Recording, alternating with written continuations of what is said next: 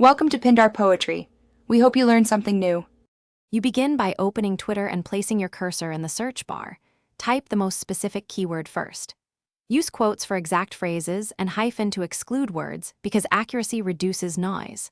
Once done, apply basic filters, language, date range, and specific accounts to narrow results quickly.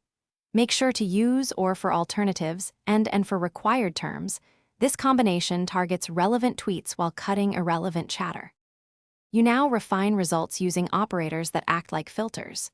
Use from and to isolate messages between accounts and to search mentions. Add filter, links to find tweets with URLs. To prioritize engagement, include min retweets or min faves, which surfaces widely shared content. If you want original commentary only, exclude replies and retweets with minus filter terms. These steps reduce clutter and bring forward the most relevant. You finish by reviewing results and saving the best queries for later use. Bookmarking prevents rework. Once satisfied, export or copy tweet ID if you need records.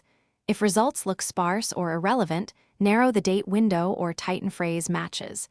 Conversely, broaden keywords or remove min retweets if nothing returns.